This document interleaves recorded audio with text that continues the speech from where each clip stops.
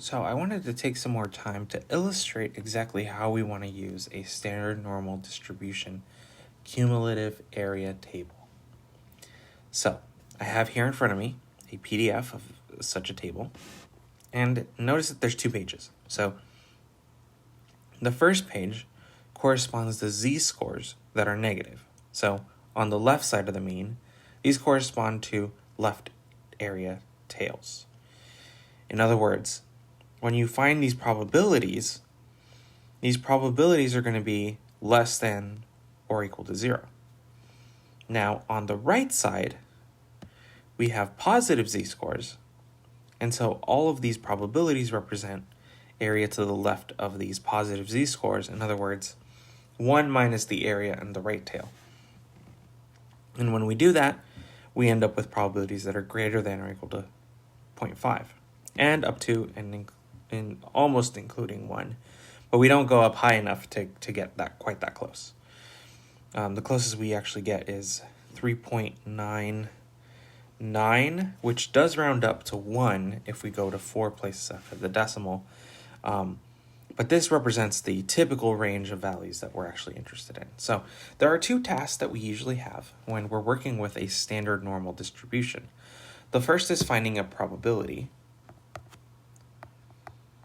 which is the same as finding an area.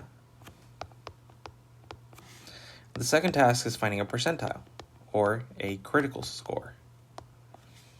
Critical value. And they're almost opposite, but we'll work with probability first, right? So, for example, let's say we're looking for the probability that z is less than or equal to 2.57.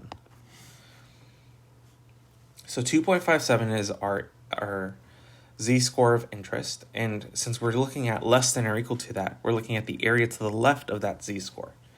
So it's positive, which means we're going to go to the second page, and we're going to scan the rows until we get to the first. First of all, it starts with a 2, so we're looking in the 2s. And the first place after the decimal is 5. So we're looking at this row. Next, we look at the column headers, and we're going to look for the second digit after the decimal, and that's a 7, so we're looking at this column. So if we scan this row and the column, there should be one cell in common, and that would be this value. So if we round out to the 4 places after the decimal, then we're looking at 0.9972, I believe is what, 49, sorry. 49, okay. Next, when we're finding a critical value, remember that a critical value is actually a percentile. So let's say we're looking for z 0.10. So what this represents is we want the z-score that has an area in the left tail that's equal to 0.10. So we're going to look for the entries inside the table. Maybe I should have used a different color. So z 0.10, we're going to look for as close to 0.10 in the numbers inside the table as possible. So this may take some time. Don't worry, don't get frustrated. But there is going to be a point where you'll find 1 or 2 values that are as close to 0.10 as possible. So if you keep scanning, you should eventually find, here we go.